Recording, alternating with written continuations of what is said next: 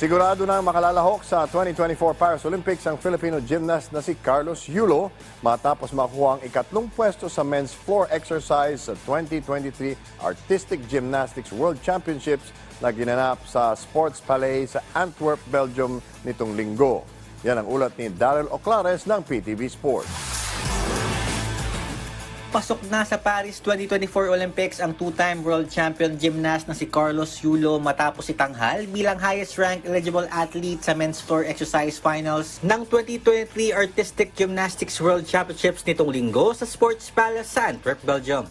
Nagtapos si Yulo sa ikatlong pwesto na nakapagtala ng 14.600 points sa kanyang pet event na pinangunahan naman ni Artem Dolgopyat ng Israel at Frederick Richard mula sa Amerika. Sa kadahilan ng pasok na sina Dolgopyat at Richard sa Olympics bago pa man ang World Championship, si Yulo na ang sunod na may pinakamataas na puntos para sa floor exercise. Ikinatuwa naman ni Gymnastics Association of the Philippines President Cynthia Carrion Norton ng muling paglalaro ni Yulo sa Olympics sa kabila man ng hindi nito naging magandang performance sa unang araw ng World Championships.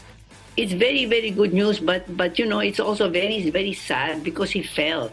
You know, he was doing so well in his warm-up call before the competition. He told me, "Ma'am, kaya ko ito." Inilahad din ni Carrion Norton na ikinalungkot ni Yulo ang kanyang pagkawalay sa kanyang long-time Japanese coach na si Munehiro Kogamiya.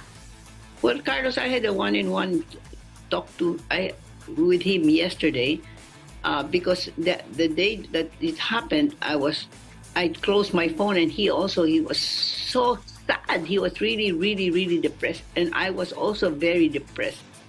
Wala pa mang bagong coach ngayon, sinigurado naman ni Carrion Norton na magpapatuloy ang ensayo ni Yulo na natakda namang sumabak sa mga susunod pa na FIG Artistic Gymnastics World Cup bago ang Paris Olympics.